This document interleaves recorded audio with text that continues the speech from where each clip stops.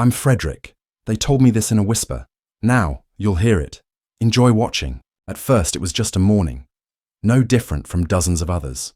Narrow streets, tired houses with peeling plaster, the smell of old asphalt, damp after the night's dew. Summer was in full swing, but the neighborhood seemed frozen in eternal grey shadow. Naya left the house in old sneakers, with a backpack on one shoulder and a t-shirt with a faded print of a cartoon dog that she had been given a year ago for her birthday.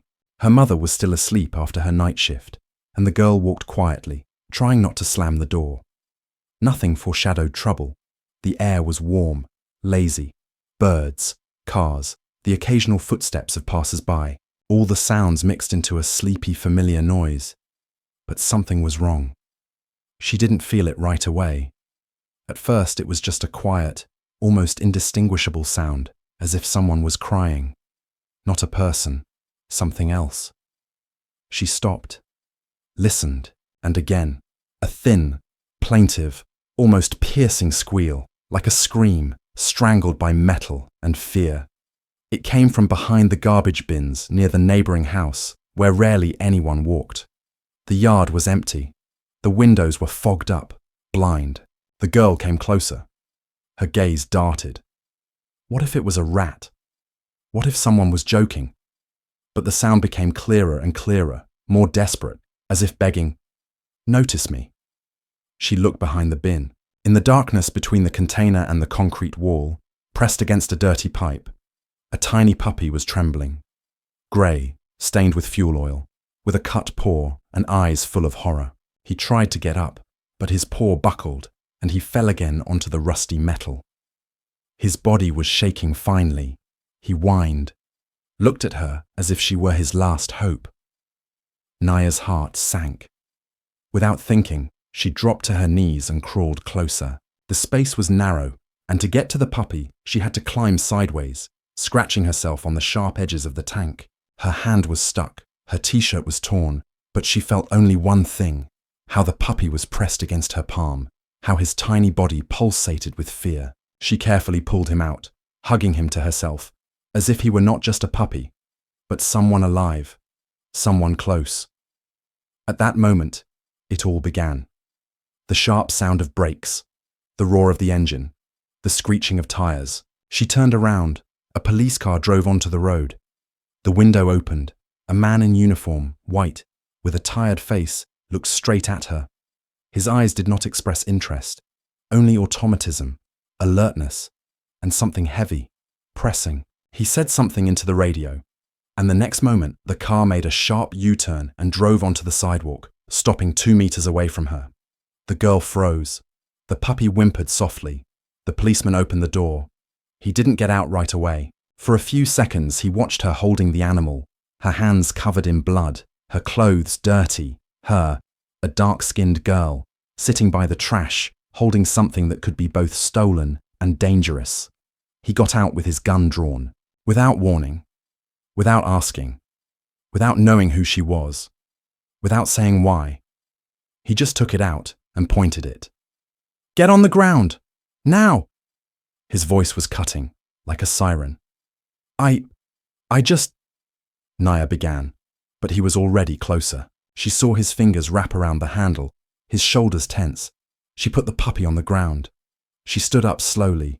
He screamed again. "On the ground! Face down!" She lowered herself down. The asphalt was hot. The puppy was reaching for her, whining. The girl put her hands behind her head, like in the movies. He came up to her, and at that moment, on the other side of the street, someone turned on a phone camera. One of the passers-by, a teenager. He just stood there and filmed. When the policeman leaned on the girl with his whole body, twisting her arms, when she screamed in pain, the puppy yelped again, and the camera recorded everything. That's where it all started. The girl was crying. She didn't understand why. Her face was pressed to the asphalt. She felt her skin being torn off, blood seeping through her t-shirt. She screamed, but her voice was lost in the cold sounds of orders. "Did you think we were idiots?" he growled in her ear. "Why can't we see you rummaging through the gas tanks? And what are you holding in your hands?" The puppy was picked up by a second officer who had driven up to provide backup. He held it like evidence. Just a thing. just a piece of fur. Naya tried to explain. She screamed, but no one listened. They dragged her into the car. They closed the door, and the moment the car moved, she saw the puppy was left on the sidewalk, alone, on scraps of newspaper, watching her go and whining. The neighborhood was still asleep. The windows were closed. The people were silent. The teenager's camera was still rolling. But no one intervened. No one stopped him. No one asked, why? And on that morning, in that alley, in that senseless act of fear and prejudice, something in the world cracked, broke, fell, and will never return to its place. The metal was cold, wet with condensation and the tears of the night's rain. It stank, the stank of lost lives, of rotting remains, of forgotten people. It was in this crack, between the huge rusty garbage containers, that a small puppy was trapped, barely alive. Its eyes, huge and dark, trembled, as if they were filled with a fear that could not be expressed in sound. Naya stood, pressed against the side of the container, pressing her palm to her mouth to keep from screaming. In front of her was something fragile and broken, but still alive. It did not bark, did not howl, did not growl. It only trembled and sometimes squealed in pain, because its back paw was caught between the sharp edges of the iron bars. It must have fought for a way out until it lost its strength. It just wanted to get out, and it was trapped, and now he waited. Not for salvation, no, but for what would come first, death or help. Naya dropped to her knees. The mud stuck to her clothes, but she didn't feel it. All her attention was focused on the animal. She whispered, "Quiet, baby. I'm coming, coming." She knew he wouldn't understand the words, but her voice seemed to calm him down a little. She stretched out her hand, feeling the iron with her fingers, trying not to touch the wound, and tried to push the edges of the containers apart, but the metal wouldn't budge. She tried with her other hand, in vain. Then she picked up a piece of wood and began to slowly, carefully insert it between the edges, lifting one of the walls, creating a small space. The puppy yelped when she pulled him forward a little, but he didn't bite.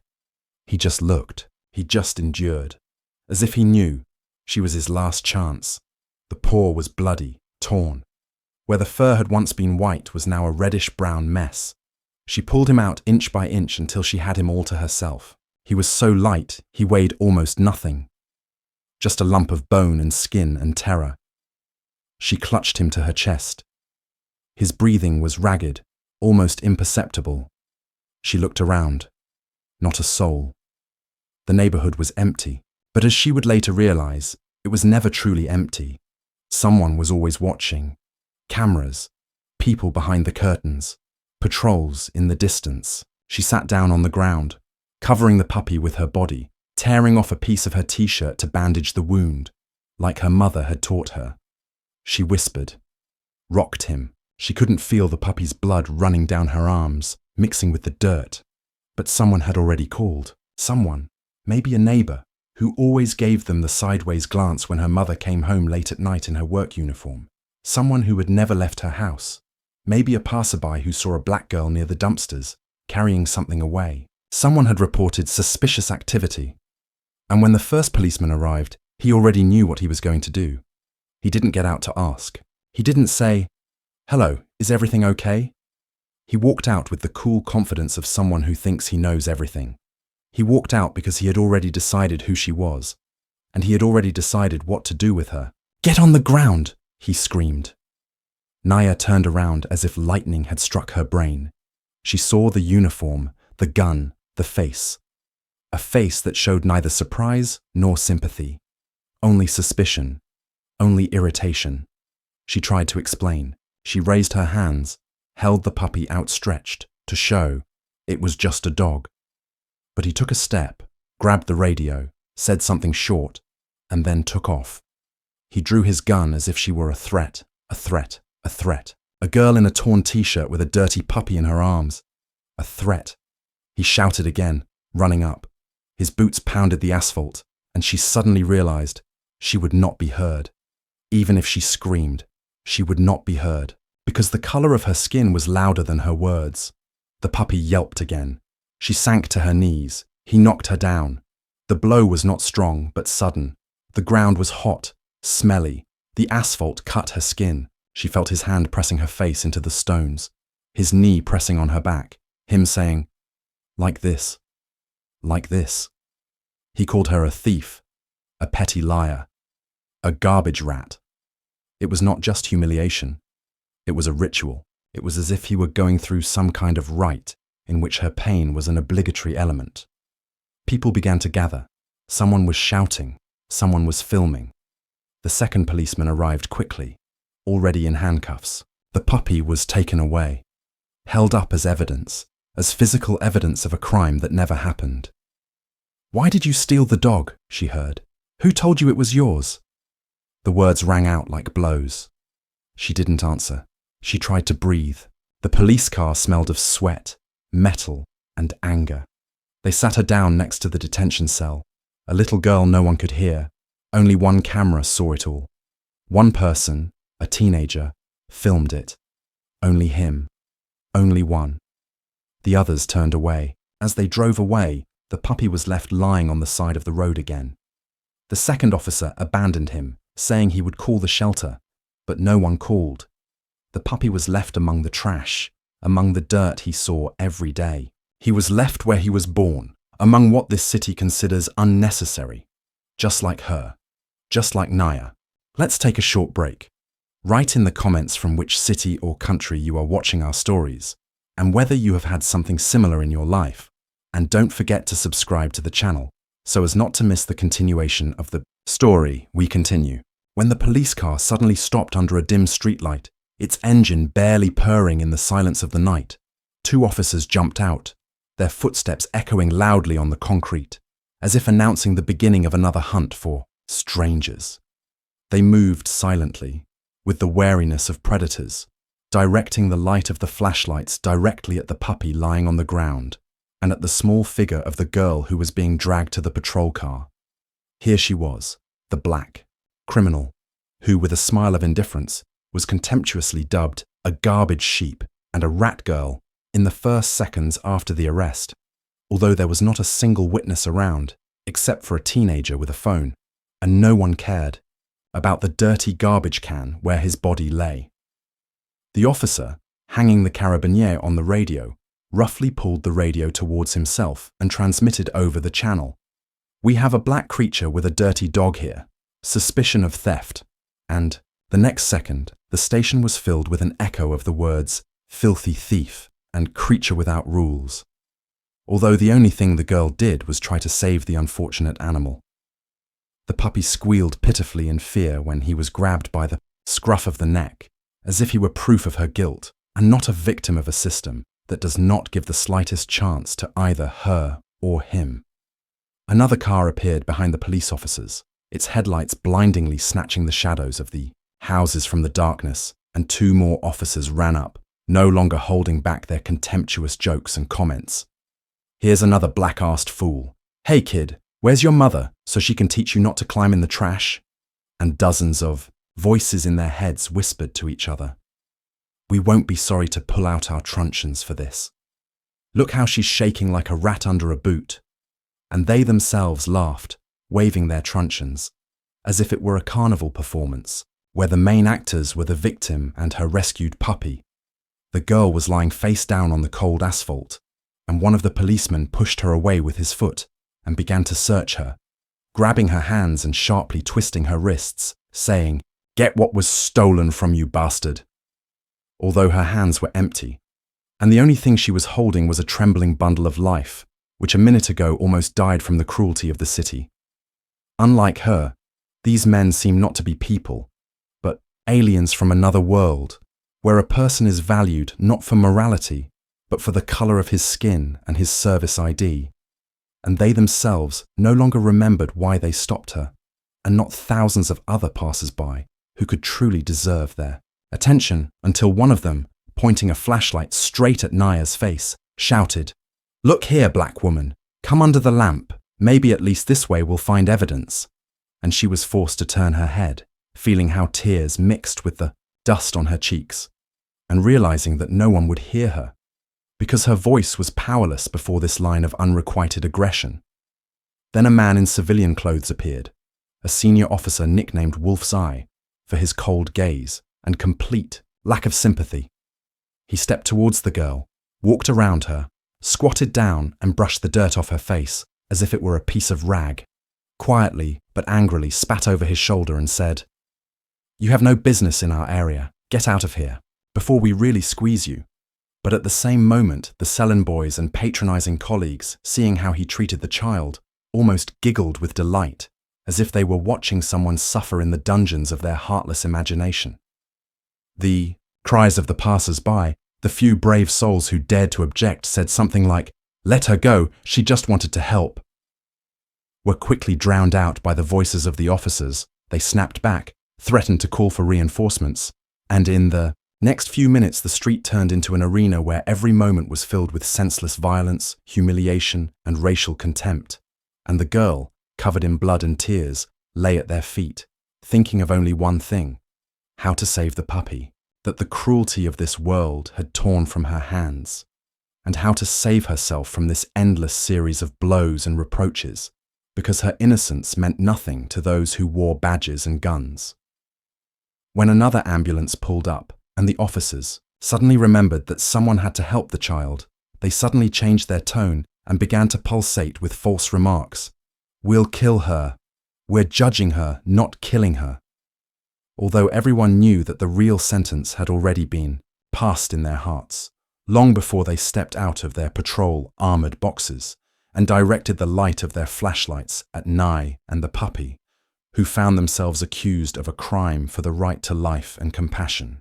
The police column moved down the deserted street like a small armored army, and with each flash of the beacons, the red light spread along the walls of the houses, like the very blood that caked the girl's palms, shining with the omen of new humiliation. While Naya lay on the rusted floor of the patrol van's cargo area, her hands hidden behind her back in handcuffs so large that they dangled like iron bracelets from a shackle's past, and above her loomed two tall officers who were taking her not just to the station, they were dragging her into their own kingdom of fear, where every night the fluorescent lights turned the walls into a pale theatre of racism. When the van braked abruptly at the back entrance of the station, one of them, the one who liked to call children little ghetto scum, grabbed the girl by the collar of her t-shirt and threw her onto the concrete like an unnecessary rag. Her knees flashed with pain, but the scream stuck in the throat because while she rose, a man hissed, "Do not try to squeak, monkey. Here we say." And this phrase, vile, dry, with the taste of tobacco and power, burned more than a rough iron door slammed behind their backs, and every clap of heels on the tile sounded like a verdict. At the registration post, a bored clerk was rubbed on a chin without even looking at the child. He lamented the protocol, grinned. Again, the colour trifle stole something, and winked at the senior sergeant that he stood next 88, shouted, "The march in the locker room, black-skinned. You will be an example of girlish gratitude." The girl, of course, did not know the numbers on the package, the secret code of white supremacists, but the vile pleasure in the sergeant's voice suggested that this was a mark, a brand, an indicator of her place. She was taken into a dark room where a stinging cold blew from the ventilation, causing her skin to break out in goosebumps, and ordered to take off all her clothes for a search. 3 female officers looked at her thin, trembling body with the same disdain with which others examined spoiled goods, and while one of them checked her hair for contraband, another pressed her fingernail on a bruise to test the reaction, and the third sarcastically said, "Look at how tarry your skin is. You should also be grateful that we don't waste hot water on washing you." Naya bit her lips until they bled to keep from crying, because every tear could become a reason for new mockery. Instead of underwear, she was given a rough, prickly uniform the size of an adult man. The fabric itched, soaked in the sweat of hundreds of prisoners, and on the collar someone had previously scratched "monkey." In the corridor, where the walls were covered with faded posters, "To serve and protect," she walked barefoot, and the cold tiles clung to her legs like a pack of small predators. Officers passed by, some turning away as if the girl's shadow was dirtying their white shirts, others throwing out spitting words. The poor ghetto is unhappy. Again. You should have gone to school, not rummaged through the garbage dumps. And the wolf-eyed sergeant, without taking his eyes off her, shouted so that the newbies could hear. Remember, puppies, if you see a dark girl with something in her. Hands, she's a thief, even if it's a dog, even a phone, even someone else's life. They brought her to the interrogation room, forced her to sit on a metal chair with a chain ring, and as soon as she sat down, hot steel ripped the fabric of her uniform and pierced the wound on her thigh. Naya shuddered, but did not move. The room was hot from the lamp directed straight at her face. 3 men were standing behind the display mirror, their silhouettes blurred like shadows, and she could hear individual words through the speaker. Maybe we should blame it on her. We'll make a report that she lunged.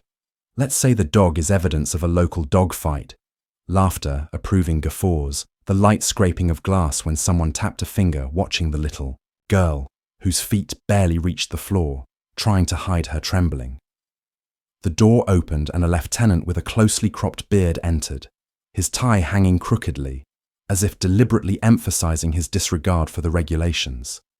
He put a stack of photographs in front of her, dirty containers, a puppy covered in blood, her face, and each photograph was taken in such a way as to make her look like a criminal. In one picture, the puppy seemed to be already dying in her arms. In another, she was standing, clutching it to her chest, and the caption underneath the photo read, "Suspect hides dog from owner." The lieutenant slowly maintained the rhythm. You, him, stole. Each word was a hammer blow, and each blow echoed in the emptiness of her stomach. He was saying that the puppy's real owner had reported it missing, that the dog had papers, that the girl wanted to sell the animal to drug dealers to buy drugs. And from the loudspeaker, the female operator wrote down, suspect, 12 years old, height 140 cm, weight 34 kilos, origin, Afro, social status, low. And Naya looked at her portrait, blurred on the monitor screen, listened to how lies were written into her biography. She tried to object, but at that very moment, the lieutenant slammed his palm on the table, roared, "Sit!" so loudly that her chest cracked, and added, boiling with saliva, "Your race has been lying since the cradle. I have no need to listen to fairy tales." And this heat of hatred fell on her harder than handcuffs. Behind the glass, the cameramen enjoyed the spectacle, but it was not enough for them, and they called the local children's inspector, a woman in a strict skirt, who said that since the child was aggressive and deceitful, he should be sent to a pre-trial detention facility. This sentence sounded devilishly mundane. She said, colony, as others say, store. And in every syllable, one could feel the experience of a system accustomed to breaking fragile lives. The officers accompanying her to the cell openly enjoyed their power. On the stairs, one pushed Naya, and she, stumbling, hit her face on the railing. Blood from her split lip flowed onto her uniform, and the red stain spread like an emblem of resistance. But in the eyes of the guards of order, it was just a dirty mess. Around the corner, they pushed her into a cell where the walls emitted a suffocating smell of bleach. 2 teenagers were already sitting there, boys of about 15, whom they took for cyber vandalism. The first glance of these boys was filled with pity and fear, because even in their torn lives they had never seen such obvious injustice. A little girl, washed in her own blood, trembling like a bird in a cramped cage. But the guards noticed the sympathetic glances, and one kicked the bars, shouting, "Don't you dare make friends with the filthy monkey, she'll give you fleas." And the frightened teenagers lowered their eyes, so as not to lose their last rights. The hour followed the hour. The lamp under the ceiling did not go out, and each new officer, passing the corridor, made a witty remark. "Hey, Chocolate, is it comfortable to sit? Be grateful that you were not shot. We have done worse, to the likes of you, until there are cells everywhere." And Naya no longer distinguished where day was, where night. She only heard how in the neighbouring cells someone was crying, Someone was moaning, and somewhere above, in the offices, reports were being rewritten so that the world would never know that a gun was pointed at a child here. Late in the evening, the assigned lawyer entered the service corridor, a grey-haired thin man who tiredly rubbed his temples, looking at her through the bars. He said quietly, "Hang in there, baby. We'll decide tomorrow." But there was a helpless longing in his voice because he could already see it in the papers. She was charged with cruelty to an animal, resisting arrest, trespassing, and threatening the life of an officer, a list of charges that could send an adult to prison and a child to the endless cycle of the juvenile system.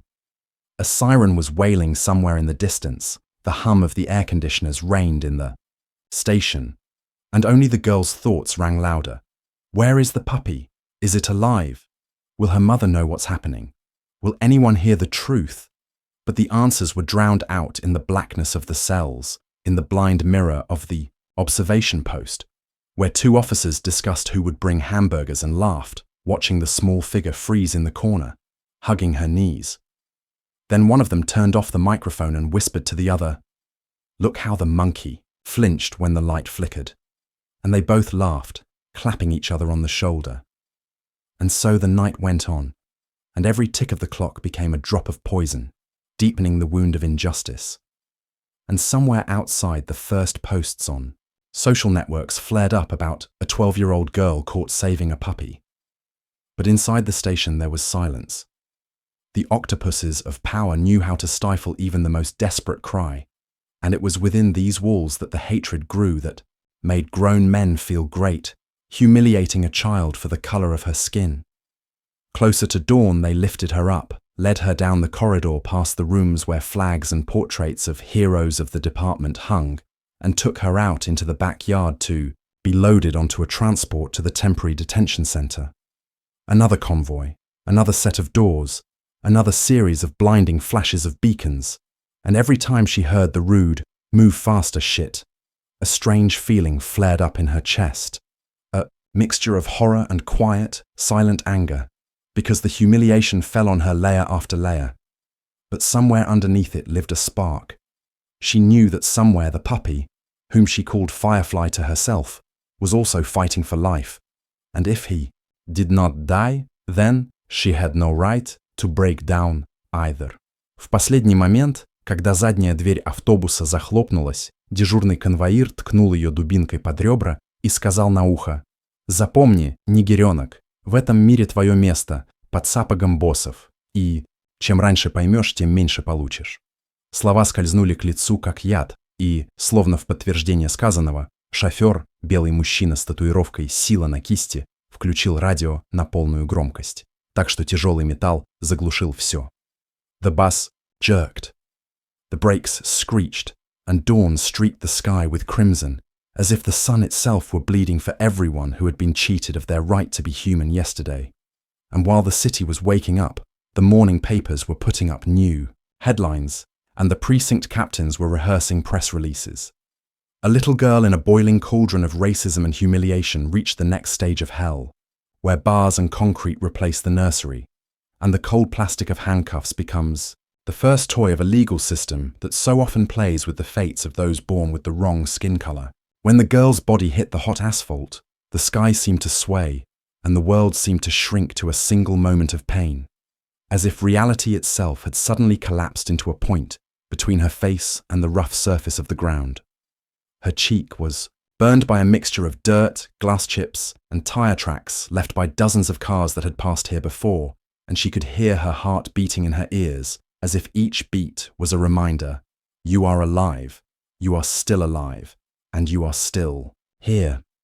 But the air was knocked out of her lungs the moment the policeman's knee, with all the weight of his body, pressed into her back, not just pressing her down, but driving her into the asphalt, as if turning her into part of the sidewalk, into nothing, into another dark spot under the feet of white power. He pressed with pleasure, rhythmically, as if he were training, and with each movement her bones crunched, not breaking, but giving in, bending, like the spirit breaks when you are made, to feel that you are nobody. Cars began to stop around him. Someone was filming on a phone, but the officer did not even turn around. He knew that no one would stop him. No one would tell him, "Be careful, there is a child." Because too often, in their department, children with dark skin were no longer children, but problems, errors of the system, dangers for the future.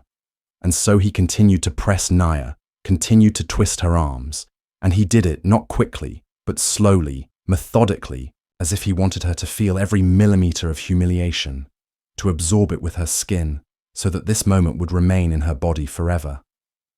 The second officer, the one who had come to help, came up from behind. Her voice was cold, as if she were reading a technical manual, and she said, "According to Code 52, the girl is a potential threat. Proceed within the framework of safety measures." And without waiting for any reaction, she suddenly stood up at Naya's head and wrapped her wrists with plastic tourniquets, which squeezed the skin so hard that they began to cut, leaving white stripes that would later become purple scars. Naya did not scream. She could not. Her mouth was pressed to the ground, but she tried to gulp air like a fish thrown ashore, and at the moment when she was lifted from the ground, she saw that the puppy, still lying nearby, was slowly crawling towards her, leaving behind a thin trail of blood. One of the officers turned around, saw this, and without a second, thought, kicked the puppy in disgust, as if it were not a living soul, but a piece of dirty rag, and it flew off to the curb, squealing weakly. At that moment, the camera in the teenager's hands shook, bringing the policeman's face closer. He looked straight into the lens and smirked. Did not stop, did not get scared. On the contrary, he adjusted his belt and said, "Write down, boy. Maybe you will learn how to work with garbage." And it was not a threat, not aggression. It was contempt forged by years of permissiveness. When Naya was shoved into the back door of the patrol car, she hit her head on the edge of the door, and everything went dark before her eyes. She cringed, curled up, instinctively covering her stomach, as if she wanted to hide the last light inside herself, not from pain, no, but from horror of what would happen next. It was stuffy inside, the plastic seats were sticking to her skin, and a belt with the words "property of" was hanging from the ceiling. "Oh, justice!" And the sign was mocking. The officers got in the front, ignoring the whining in the back, turned the radio to music. Country music filled the cabin, a singer's voice singing about freedom and rights and dreams. And there was something unbearably disgusting about it, a patriotic ballad accompanied by a black girl in harnesses, whose only crime was trying to save a puppy. They slowed down at an intersection, and one of the officers turned around and said, "You know, little one, if we were in another state, you'd be in a body bag right now." And there was no anger in his voice. It was just a statement, a matter-of-factness, like he was saying, "Rain tonight." She stared at the metal bars in front of her, didn't answer. But, deep down, her voice was screaming, breaking out, protesting, because her whole world, everything she believed, justice, help, the law, was collapsing under the weight of the boots of those who were supposed to protect. As they drove into the compound, the gates opened with a dull thud, and she felt the cold creeping under her skin. Not from the air, but from within, from expectation. She was dragged outside, and one of them kicked her deliberately under the knee so that she fell to the ground in front of the stairs, and then he commanded, "Crawl, since you like dogs, crawl like them." And she crawled, not out of fear, out of despair, out of the knowledge that any resistance would be used against her as evidence of aggression. And as she rose, one of the officer's boot was close to her face, and she smelled polished leather, coffee residue and something else, blood perhaps. In the lobby she was greeted in silence, gloomy faces, hands on their guns, CCTV cameras, and only one woman from the reception service whispered, shaking her head slightly, "A child again," but then immediately looked away, because she knew pity can cost dearly. When registering, her name was mixed up, written with a mistake, then rewritten. Then they forgot again who she was. And the officer entering the data jokingly said, Who cares? They will merge them into the database under a number anyway, and check the box repeat offender without explaining why. She was given a paper bracelet that broke after 5 minutes, and, accompanied by 2 security guards, she was led down the stairs, where at every turn someone's shouts, footsteps, commands, the barking of service control dogs were heard, and all this sounded like a chorus of madness into which she was now included like a new note. In the reception cell, she was ordered to undress, again, and stand facing the wall, arms up, feet shoulder-width apart. One of the guards ran a metal scanner over her body, then her fingers without gloves, then laughed when she said, "She doesn't even have breasts. How can they expect to put those on the streets?" And someone answered from behind, "Don't worry, in a couple of years she'll swell up, then the drug dealers will be interested." She heard everything, but she didn't cry. Something inside her had already switched off, as if it had burned out, and the pain and humiliation had become something ordinary, like air. At night she was locked in a cell for one, isolation, they said. And in the corner there was an iron toilet, and water dripped on the wall, rhythmically, drop by drop like a fear meter. In the corner of the cell, someone left a scratch. I was 12, and she ran her finger over it, pressing, her back to the cool concrete. There were footsteps outside the door, the jingle of keys, commands, and at one point a voice said, "Is that the one with the dog? You should be grateful she's not the one we shoot right away." And it all seemed like a dream, a nightmare where she would wake up in her bed. Her mother would be there, smelling of her peppermint cream and baby shampoo, and the puppy would be whining at the window again, asking to come inside. But she didn't wake up, because the nightmare was a reality in which a black child who dared to show kindness was turned into a criminal by the silent consent of an entire system where racism was no exception. It was built in, legitimized, and all she could do was sit on the cold floor, holding her knees, and whisper the puppy's name under her breath like a prayer. Firefly. Live, please, live. Let's take a short break. Write in the comments from which city or country you are watching our stories, and whether you have had something similar in your life. And don't forget to subscribe to the channel so as not to miss the continuation of the story. We continue. Naya clutched the cold metal bars, feeling a shiver run through her entire body, not from the cold, but from helplessness and horror. The cell she was kept in was the size of a large closet. The ceiling was low, the walls were peeling, the floor was strewn with crumbs of old bread and spots of mold, and every step of the guard echoed across the empty space, as if foreshadowing a new portion of pain.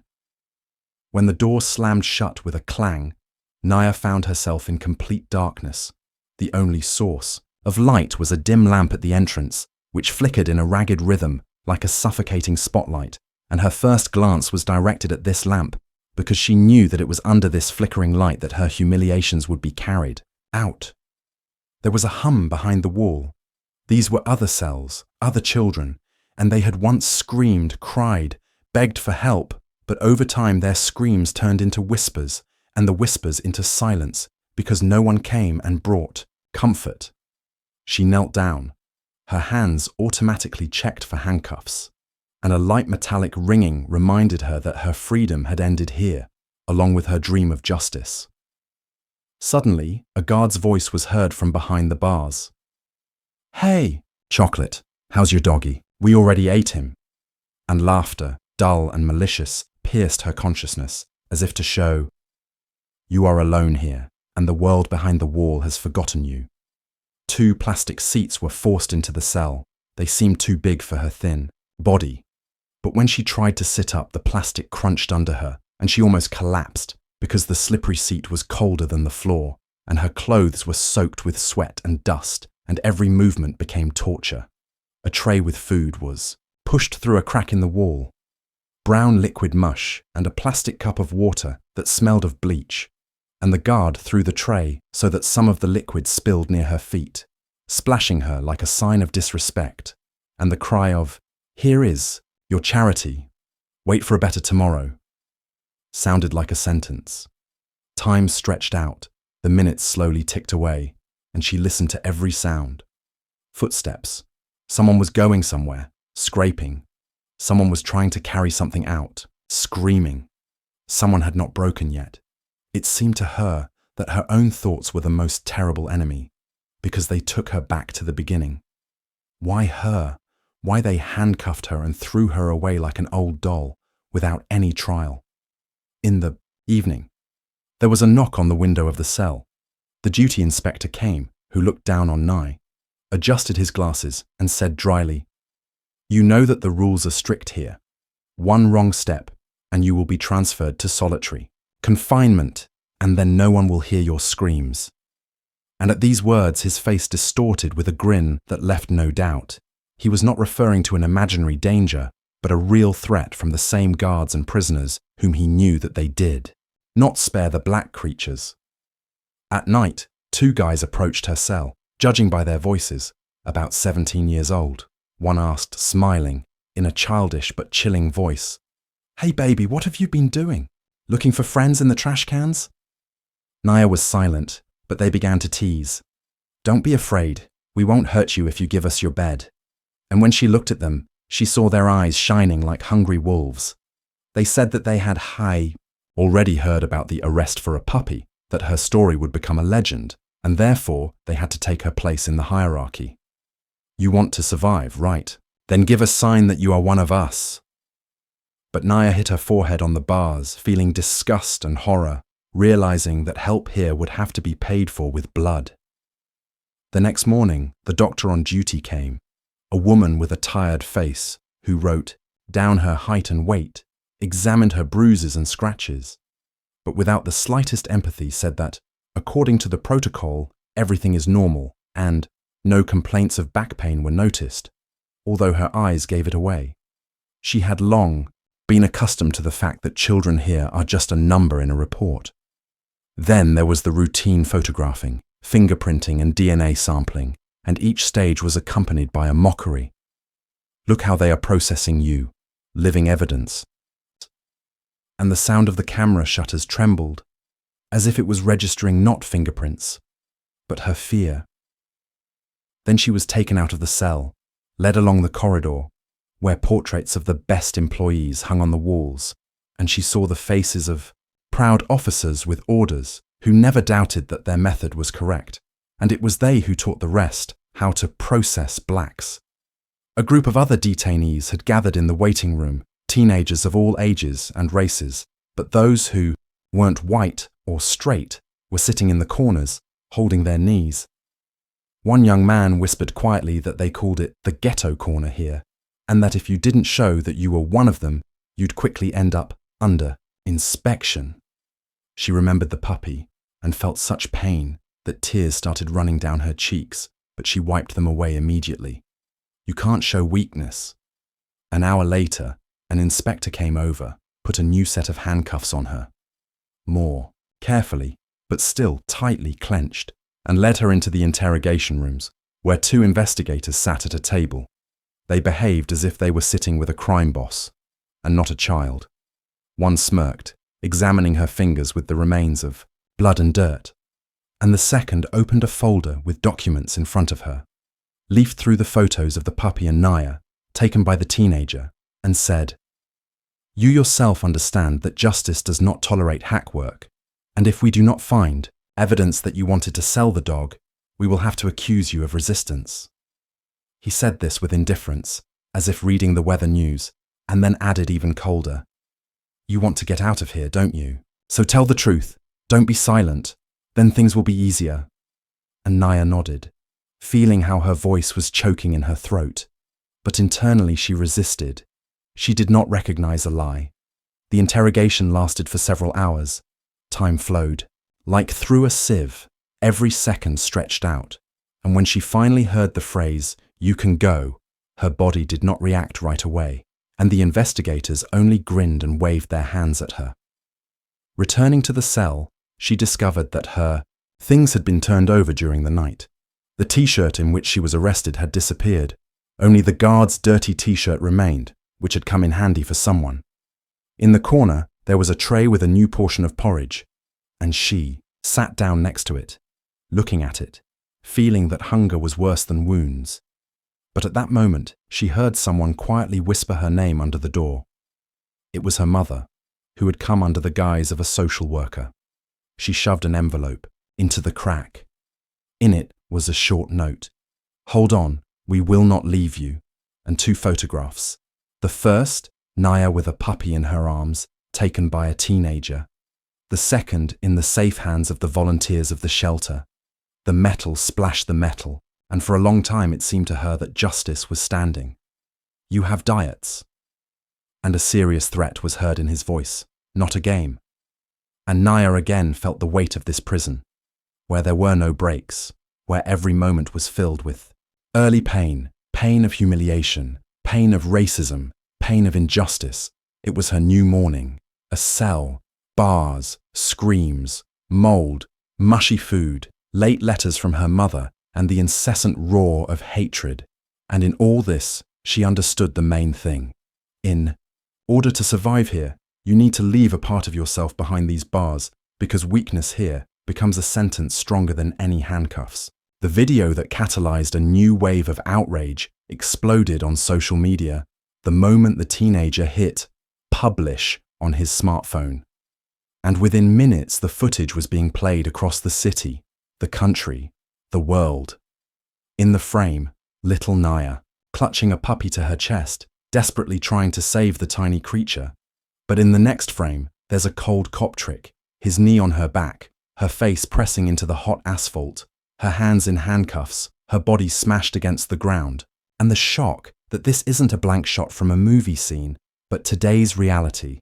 The hashtags Justice for Naya and Child Free Puppy were invoked online, while official media outlets softened the headlines, calling the incident an abuse of power and an unforeseen mistake.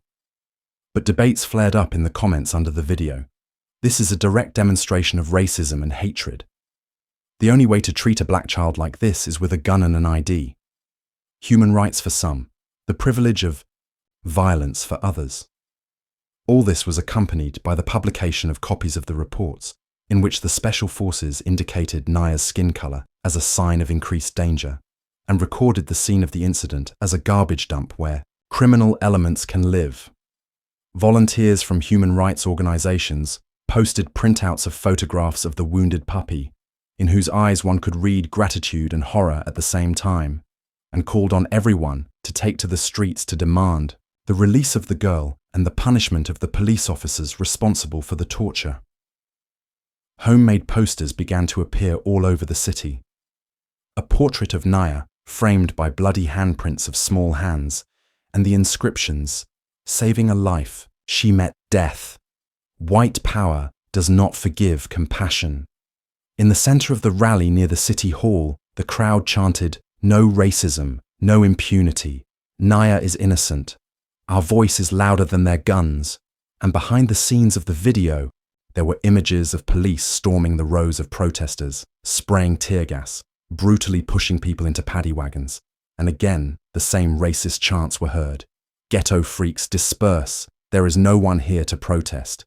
You know who pays our salaries, not you. Let us breathe freely without your problems." The reports from the scene began with shots of broken faces and trampled posters, and then followed with interviews with witnesses. An elderly teacher whose grandson burst into tears at the sight of his child's tears on the pavement.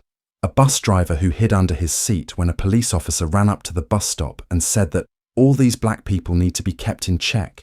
A nurse who provided first aid to one of the protesters who was hit by a rubber bullet.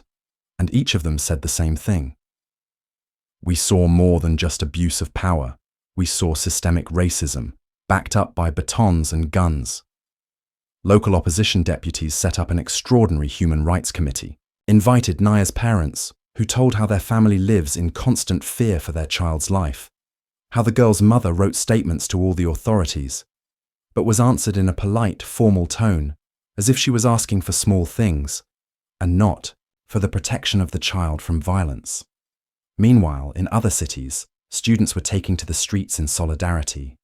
Hundreds of young people were marching past police columns, alternating between shouts of "Nobody is forgotten, nothing is forgotten," and "We see everything, We will remember everything, while links to charities helping those who have suffered in prison were being distributed in instant messengers, including elderly activists who had been beaten with truncheons under their dresses and families whose children were spending their second nights in fear of systemic patrols. Officials were trying to dampen the wave of indignation by issuing press releases that emphasized their readiness to investigate and a serious attitude to every instance of the use of force. But even they could not hide the fact that their words had a reserved, measured tone, like in chess. We are investing in anti-discrimination training until a new case explodes. At the same time, in closed chat rooms of hardliners, there were calls to not give in to provocations and stay at your posts. And some groups openly shared strategies for restricting crowds and inciting fear among bandits of all stripes. In the evenings, state channels aired interviews with the same police officer, now accused of minor abuse of power, but without mentioning racial motives, showing his wife with 3 children, talking about family values, about how the state supports its servants, and we will not allow attacks on the honor of the uniform. The hidden subtext was clear. You are white and in uniform, and you get away with everything. You are black and have no rights. And even the child whose life you saved will not help you. But this did not stop the wave. Under the same video on Twitter and Instagram, users published their stories of injustice, posted photos of signs near their houses saying, "We are against racism," filmed videos with the inscription, "I am Naya," and stood in front of cameras empty-handed, but with full determination. We demand truth and justice. And when at night, in the city centre, hundreds of people gathered with torches and lit candles, lining up around the monument to those killed by police brutality, someone quietly sang an old protest song, and the echo of this voice spread through the buildings, and even the same teenager who filmed the video, standing in the crowd, holding a backpack on his shoulder, in which that single frame with the puppy remained, understood that his recording had already changed the world. Somewhere at that moment, a little girl on the other side of town, her hands still shaking from the handcuffs, felt for the first time that she was not alone, that her fate had become a symbol of the fight against the system. And although she had not yet been freed, her name was already on the lips of thousands of people ready to go to the end, ready to defend justice even at the cost of their own cruel wounds. And that night, filled with candlelight and cries of "Free Nye" and "No to Racism," turned into a new round of history, where the voice of a child saving a puppy turned out to be louder than the automatic cues, and the world, for the first time in a long time, stopped to take a close look at that same little figure in a t-shirt with a spotted dog on his chest. At night, when the city was plunged into artificial silence, Naya's family found itself under invisible but inexorable pressure, which came simultaneously from official bodies, neighbours, and even from their own acquaintances. The girl's mother, Maria, woke up from an unusual noise. Someone was rushing around the gate. Someone was throwing something heavy against the gate. And in the light of a street lamp, she saw a pack of leaflets torn in half, with a photo of Naya and the inscription, "Afro fraudster tries to steal other people's puppies." Maria's heart sank, but she could no longer even scream because the police were watching the sleepless vigil, questioned every neighbour, recorded their testimony, and now any cry from her would become an additional charge of disturbing public order. That same night, a bold black N-word appeared on the door of their apartment, a symbol of hatred that inspired fear brighter than any weapon. And next to it someone scratched, "Better. Hide the child before we come for her again." In the morning, Maria, pressing a handkerchief to her face wet with tears, was still able to call the supermarket where she worked as a cashier to find out if they were going to fire her. On the other end of the line, she heard a smooth female voice in response. "We are sorry, but under these circumstances, we are forced to fire you. The company cannot risk its reputation." This polite refusal hit her harder than a knife, because she understood that now she had nothing to sleep on and nothing to feed her daughter when she returned home in handcuffs. Instead of work, she had a new friend, the local inspector, who suddenly began calling every hour and asking if she was going to run for her daughter to freedom. There was a hint of coldness and mockery in his voice, as if he was playing battleship with her, and he didn't care how many tears she shed. The main thing was that she made at least one small false step. When Maria came to her sister's parents to ask for shelter and protection, they politely refused her, saying that they didn't want to get involved and that it was better to stay away until everything calmed down. These words sounded like a sentence. Now she only had an apartment and fear, and the fear was endless. Meanwhile, Naya's father, James, was known in the area as a quiet but proud man. He tried not to show weakness, went to work, a security guard at a local school, but everyday students and their parents began to watch him. Someone took pictures of him leaving the entrance. Someone posted pictures online with comments like, "And here is the daddy of that same black woman. Definitely a criminal, since his daughter steals dogs." The rumors multiplied like a virus, and at work James began to be asked oblique questions. "Aren't you shaming your parents?" Or, "I hope you're not, going to hit your school children behind their backs?" He answered evenly, but his eyes trembled with helplessness. The system had already subdued the whole life of his family. One evening, unknown cars drove up to their entrance. Tinted windows, shiny headlights, people in black quickly got out, men and women in civilian clothes with police badges on their chests. They arranged a check of the apartment sector, demanding to open the door and show documents. Maria stuttered when she opened it, afraid that the teenagers from the neighboring entrance would now take a photo and post it on the internet, and the inspectors, seeing her trembling hands, only grinned and said, "We are looking for a minor suspect. Your daughter is under article. We are looking for her." She tried to object that Naya was under arrest, but they laughed. "Even in The Hague, where they will stamp it on stamped paper, we will find a way to her," and left as suddenly as they came, leaving behind a suffocating feeling of hunting, where they are the hunters and they are the game. The neighbours, observing all this, preferred not to interfere, and everyone passed by with lowered eyes, as if the excrement of history and politics had washed away their conscience. Leaflets from radical groups for order began to appear on the walls of the entrance. They had black and white silhouettes of children in chains and the text, "We are against banditry in our area." The jingle of the slogan sounded in the heads of the residents until one of the old people said, "They keep us all in fear so that we do not utter a sound." Fear grew like mold, corroding trust between people, and Naya's family was left isolated, where the only ally was the news on the internet and messages from human rights activists who wrote that they were preparing a statement to the prosecutor's office and looking for witnesses. Maria cried with relief when she read kind words, but immediately a new horror shone through her soul. What if they all did not have enough strength? What if the prosecutor did not receive the necessary paper? What if these good people turned out to be just voices behind the screen? Meanwhile, Naya's older brother, Charles, tried to convey to the school principal a letter describing the events and demanding official support.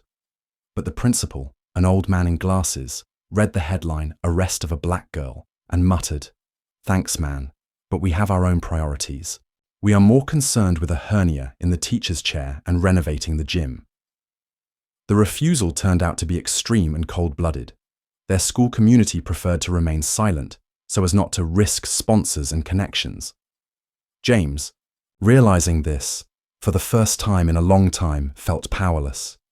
He went to the local church, where he once baptized his daughter, and found only old women there who patted him on the shoulder, whispering, "Be strong." But no one went out into the street. No one promised to come to the police station.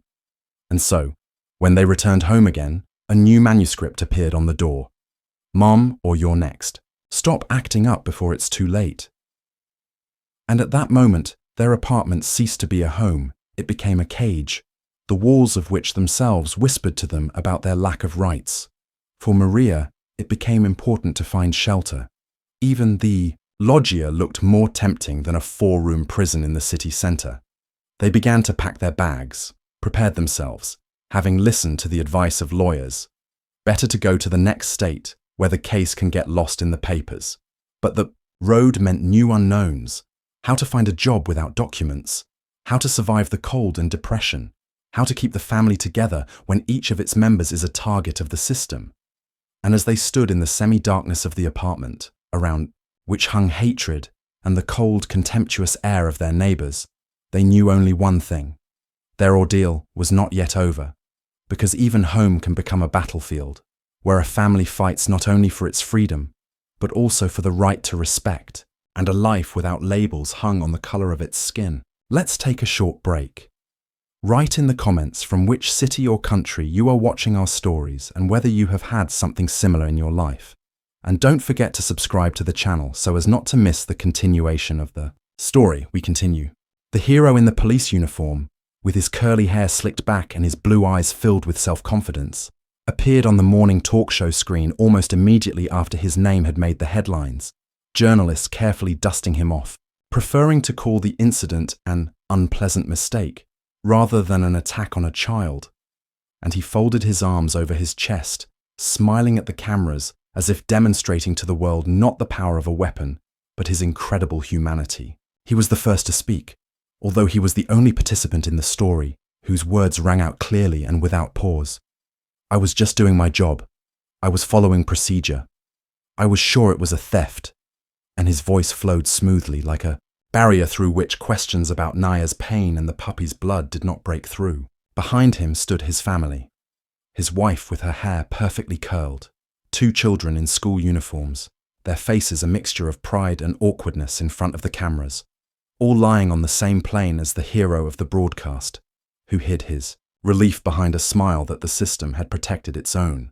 Behind the scenes of this television spectacle, editors sternly noted that the footage of the arrest would be shown only in fragments, without scenes of bullying and blows to the head, lest the viewer think that the policeman might have been too harsh. The press promptly published articles in the spirit of How Policeman Smith Saved Order in Our City and Why Criminals of All Ages Should Not Be Released, where even the teenagers who filmed the video were out of sight, as if their cameras had not exposed the brutality of the incident, but had become an instrument of provocation. He himself said that at the moment of the arrest, he felt a potential threat. The color of his daughter's skin, the color of the dirt, and the colors of the prickly provocation in her eyes convinced him to act harshly and without thinking. People gathered around the TVs argued.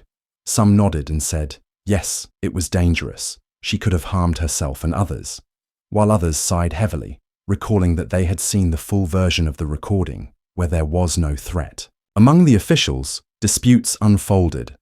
The head of the local police department called the mayor, convincing him that the officer acted impeccably, and the press secretary of the mayor's office prepared a statement about the need to support our law enforcement officers in conditions of psychological pressure and threats, without mentioning what threats and racist shouts were heard from the officers themselves.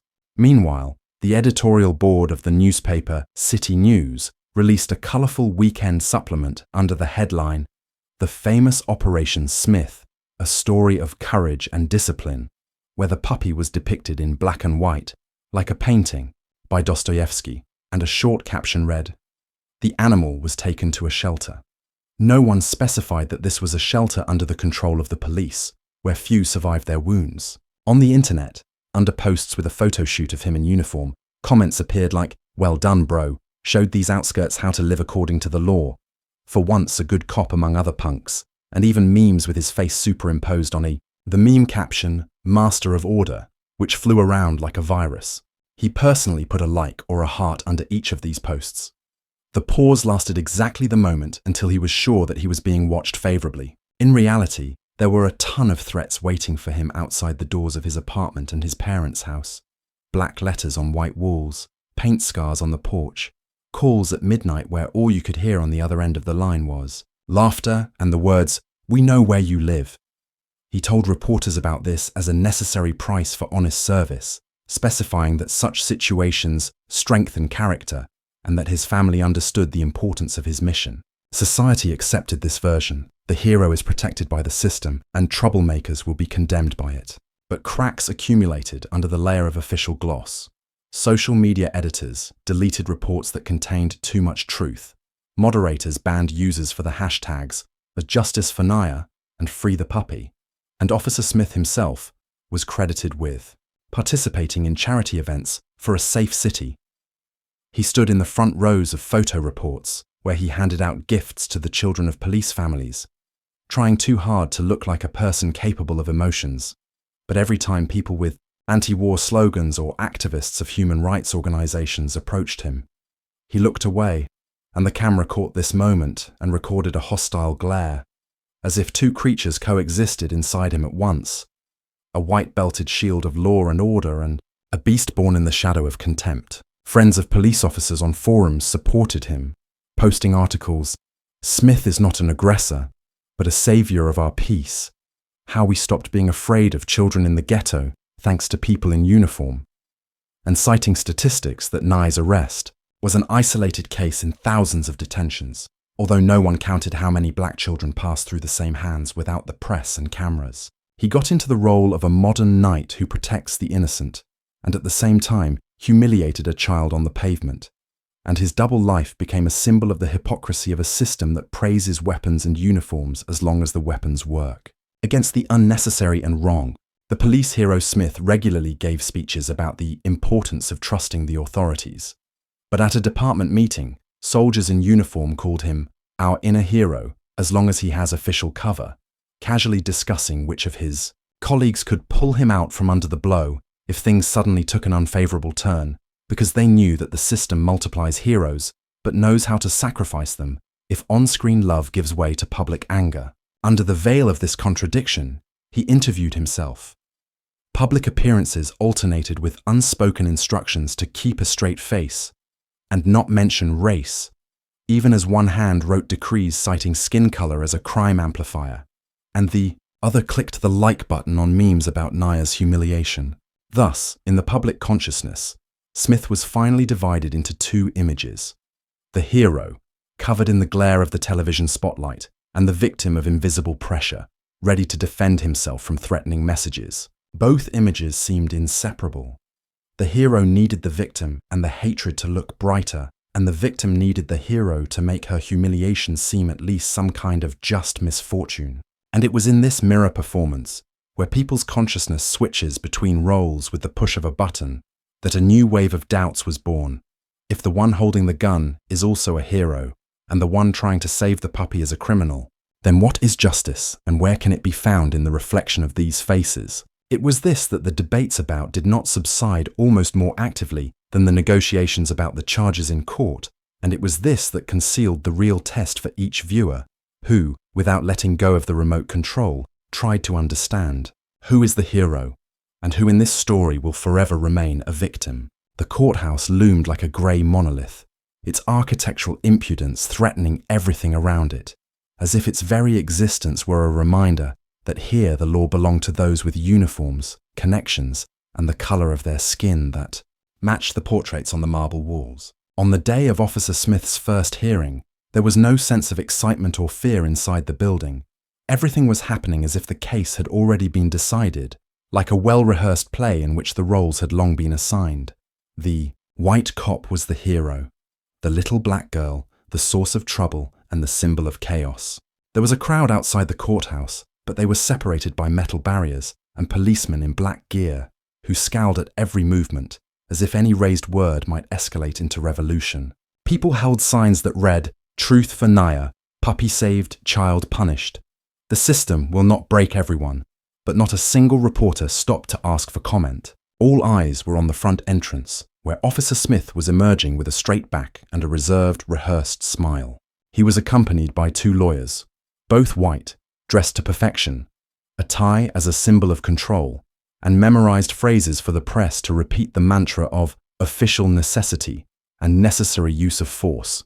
In the courtroom, the prosecutor tried to pronounce the charges with seriousness, but his voice trembled with uncertainty, as if he himself did not believe the accusation against the system of which he was a part. Smith's lawyer, on the other hand, spoke calmly, confidently, with irony in his voice, emphasizing, "We are not judging a police officer, we are judging fear." We are judging a situation where a person was forced to act quickly.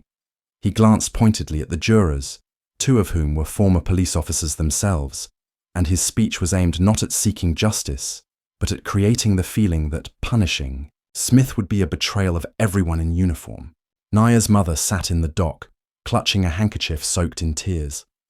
She said nothing, only looked at the defendant, who never once looked at her, as if her existence did not matter. There was a moment of silence in the courtroom as the prosecutor began to read out the arrest, but as soon as he said, "The girl was not aggressive," Smith's lawyer interrupted, shouting, "Emotions aside, let the facts speak." The judge, an older man with white eyebrows, nodded and noted that emotional assessments are inappropriate. The prosecutor had to change his tone.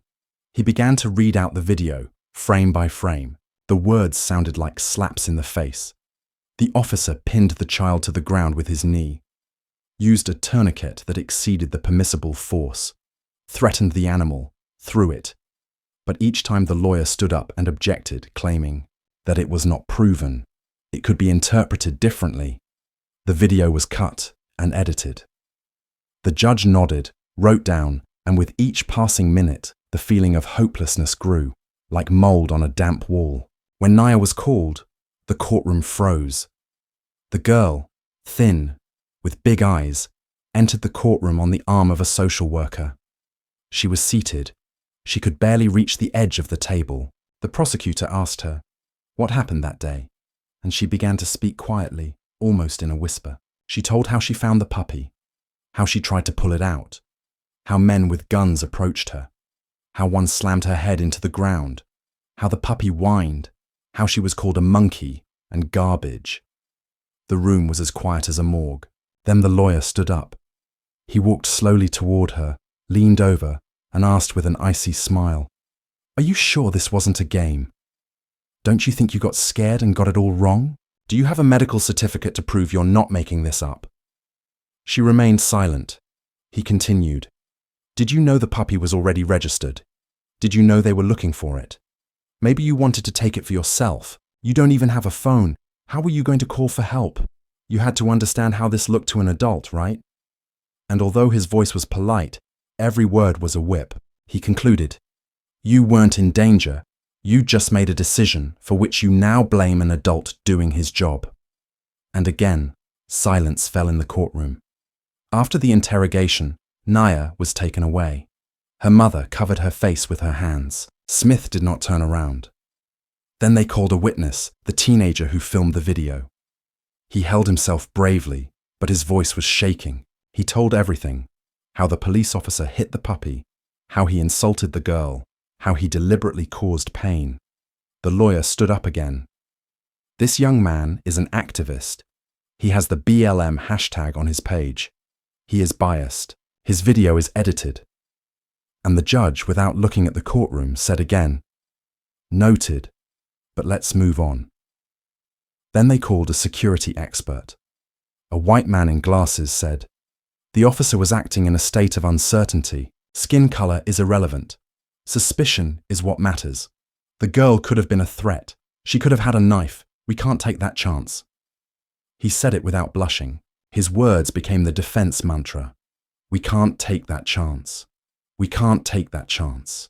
We can't take that chance." And each time it sounded as if being black was itself grounds for arrest, as if you were labeled dangerous by default from birth. The next day, Officer Smith was called. He spoke with dignity, restraint. He did not deny using force. He said, "I was afraid for my life.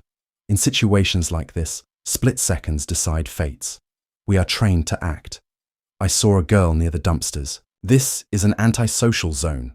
I made a decision, and I made it not out of hatred, but out of duty." The judge nodded. The jury took notes.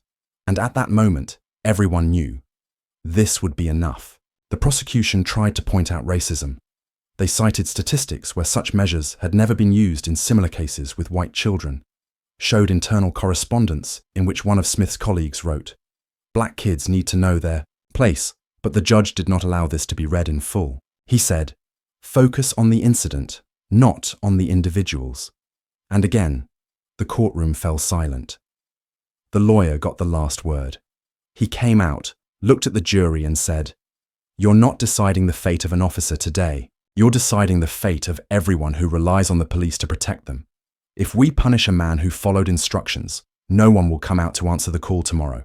And one more thing, the girl is certainly a tragedy, but it's not a crime. There is no crime here." The jury went off to deliberate. They returned 2 hours later. The verdict, not guilty. Someone in the courtroom screamed. Someone cried. Someone left without saying a word. Smith shook the lawyer's hand. He didn't look at Naya's mother. He didn't look at the lawyer, the girl, or the camera. He just straightened up. On his face was that same smile he'd practiced in the mirror. He walked out of the courthouse to the flashes of cameras, and somewhere off to the side, Naya was sitting, holding that same handkerchief with drops of blood in her hands. She clutched it tightly, as a symbol, not of revenge, not of fear, but of memory. Because even if the court had not heard her, the world had already heard. Let's take a short break.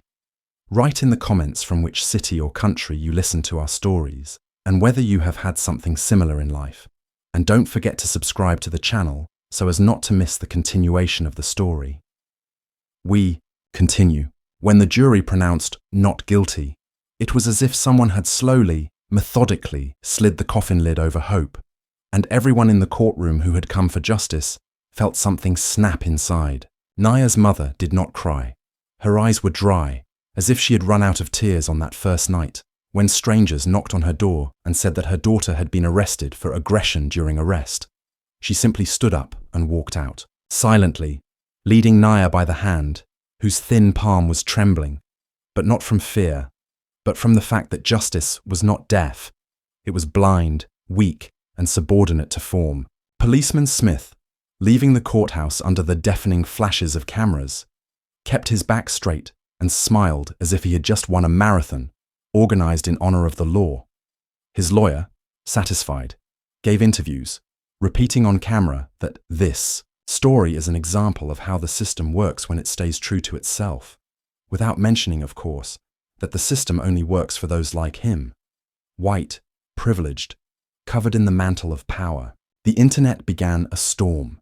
Thousands of users posted black and white photos of Naya with the caption "innocent but broken," painted graffiti on walls, with her face surrounded by broken chains, published videos where children of different races lined up in a chain, holding hands, with the phrase, "If one of us falls, we all fall down." But the state-controlled media showed only short reports. The case is closed. The court found the police actions acceptable. Reporters with forced smiles discussed it in the studios, without mentioning the word racism, replacing it with euphemisms, social tension, misperceptions of law enforcement, a clash of cultural codes. And at this time, in the neighborhood where Naya's family lived, a real manhunt began. In the evening, when James left the house to take out the trash, 3 strangers surrounded him, white, strong, with military haircuts and tattoos with the flag. One of them, grinning, said, "So you are the one who did not teach his daughter to stay away from dogs." And before James could say anything, a blow landed in the stomach, precise and heavy. He fell, and they began kicking him with their feet, uttering phrases that were imprinted on the ground along with the heels. "You want justice? We want silence. One bitch is not enough. You all need to be cleaned. This is for our hero." The police arrived 40 minutes later, as if they had been waiting. There was no surprise on their faces, no sympathy, only irritation. The officer who wrote the report wrote, "Scuffle over domestic issues. The victim refused to identify the attackers." James sat hugging his knees, his lips split, his nose broken, but he really didn't name names. Not because he didn't know, but because he knew that naming names is useless when your words are nothing. Maria, having learned what had happened, took her daughter's hand again and headed for City Hall. There they found a wall, literally, a fence made of metal structures, and a line of guards who wouldn't let them in. The officer at the entrance, white, with a patch that said City Service, looked down on them and said, "We don't discuss closed cases. Go away." She tried to speak. "This is my daughter. She was beaten, she was tortured, she was saving a puppy. But he only nodded and said, "So he knows where dogs belong." With these words, Maria walked away, but the people standing behind her heard, and someone shouted, "You are a disgrace. They are not afraid of you. They hate you. You are not the law. You are a disease." And a fight began. In a matter of seconds, security pounced on the protesters. People were thrown to the ground, twisted, spat in their faces. Someone was hit on the back of the head with batons, and with such fury, as if they were taking revenge for the very fact of disobedience. The video went viral again, but this time, the authorities went on the offensive. Accounts were blocked, pages were deleted, authors were called in for conversations. Especially those who worked in schools, hospitals, or were generally black. Naya was called to social services. There, a white woman with impeccable hair and polished politeness said, "We are concerned about your safety. We want to determine if your family poses a threat to the child." The girl looked at her and said nothing. She continued, "You shouldn't feel like a victim, but sometimes children are better off in institutions that provide care without politicization. In other words, send her to a shelter, away from the eyes and the reality that she had unwittingly revealed." Naya didn't answer. She simply got up and left. An hour later, the official signed a document recommending the temporary removal of the child in the event of an escalation of the protest. When activists found out about this, they surrounded the family's home. Dozens of people came to spend the night, with flashlights, sleeping bags, security. They slept at the door, on the steps, in the yard, like a human shield. Then the police came, at 4 in the morning, without warning, without a warrant, in black uniforms, with masks, with batons. They drove everyone away. They hit them in the face, in the legs, threw them into buses. They broke the knee of a disabled woman, the jaw of a student. They shouted at Maria, "If you don't open the door, we'll break it down." And when she did, they pushed her aside, grabbed Naya, shackled her, and led her out like a criminal. Her eyes didn't blink at that moment. She looked ahead. She knew that all this was no accident. This was the end of a performance in which she wasn't even allowed to play her role. The next morning, the authorities announced that the girl had been placed in a temporary protective facility for psychological assessment. The media repeated again, "The system takes care of the children. The parents have been radicalized. We will not allow a repeat of the conflict." And while the police cleared the streets, tearing down posters and painting over Naya's portraits on the walls, somewhere far away in the shelter, in a cold room with a window under the ceiling, a girl sat, in grey pajamas, and held a scrap of paper in her hands. A letter that volunteers had given her. "You are stronger than they think. We are with you. It's not the end yet." She didn't know who wrote it, but she knew that the truth does not die even when the court is silent and the uniform protects those who beat. The truth survives, in people, in pain, in the voice, in memory, and she still had all of that. Several months passed, but for Maria, every morning began the same way. With a lump of fear in her throat and the expectation of the worst, she woke up before dawn, checked her phone, hoping to see at least one message from social services with the news that Naya would soon be returning home.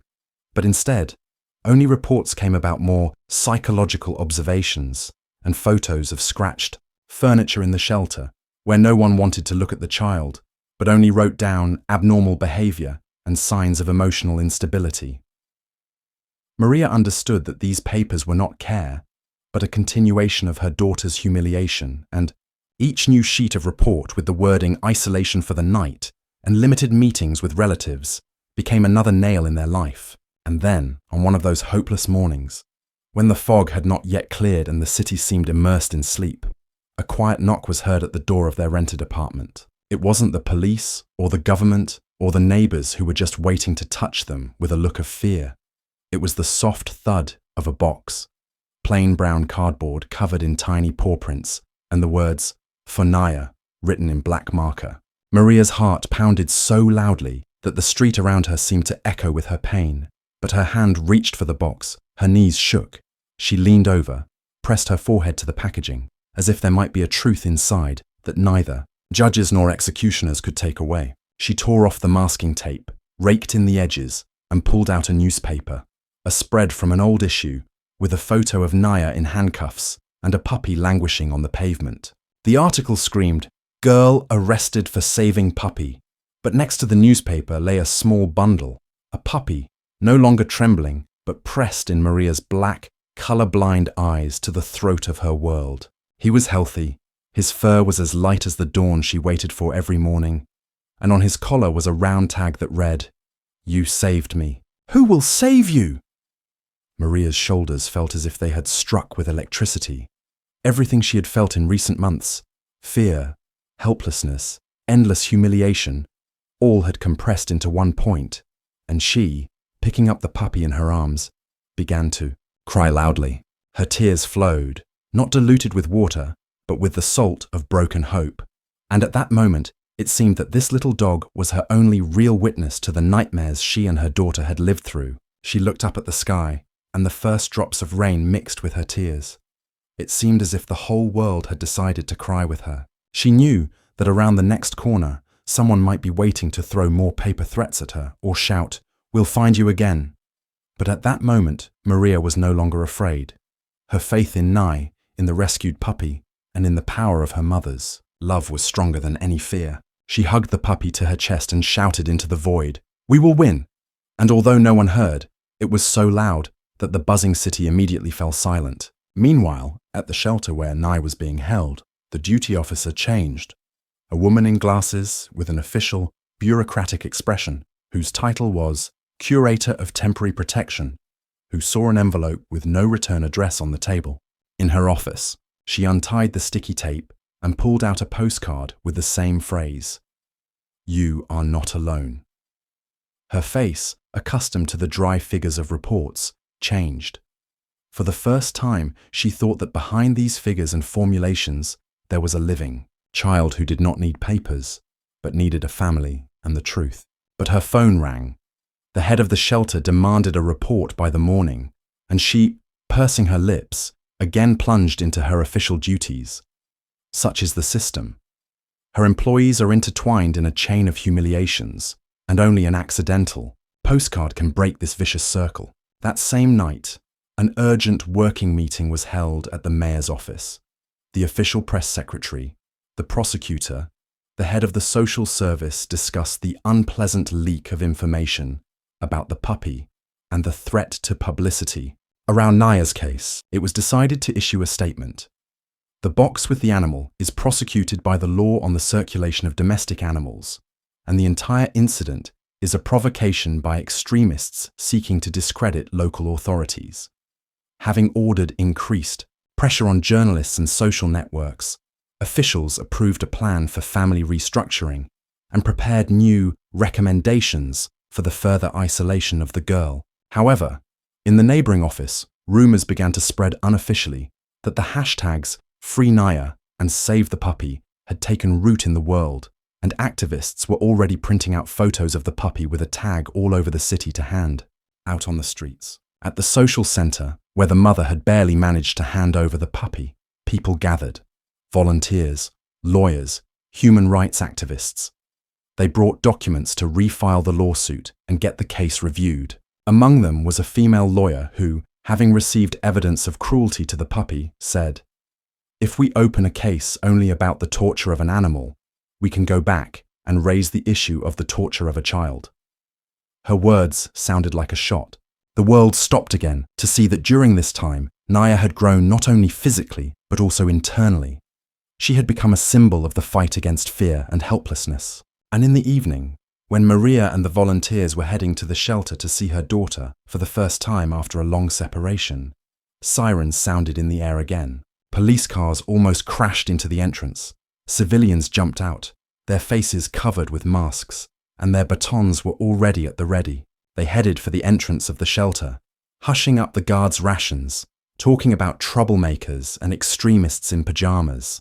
The door of the shelter was blocked from the inside. People of different appearances and ages were standing there, holding candles and posters. "We will not allow. Let the child go. We must save not only the puppy." The police began to press, shout, broke several windows, but the people did not retreat. Then a thin figure appeared in the crack of the door. Someone whispered, "This is Naya." She came out in grey pajamas. Her knees were covered in scuffs from her knees and tangled threads. But in her eyes was the same light that the puppy had seen when he first felt her hands. She raised her right hand, trembling but firm, and said in a high, clear voice, "Let us go. I saved the puppy, and you accused me. Now I will save you from lies." And at that moment, enthusiastic cries rang out from the crowd. "Freedom for Naya! Justice for all! No impunity!"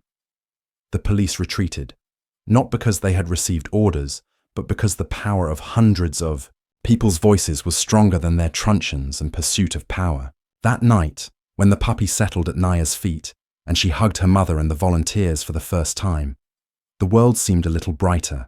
The sky above the shelter cleared of sirens and fog, and the moon looked down on everyone who did not stop, who came to the defense of a child and a puppy, who made it clear, equality and compassion are stronger than fear and racism. But somewhere in the distance, a police engine howled again, and this meant only one thing. The story does not end on this night of victory. It continues. Write in the comments what you think about this story and whether you have ever experienced racism in your life. Your opinion is very important to us. We value each of you. Subscribe to the channel and like it, so you don't miss new episodes. Have a nice day. Please write the phrase, "I'm listening to the end," so we know that you are with us until the last chapter.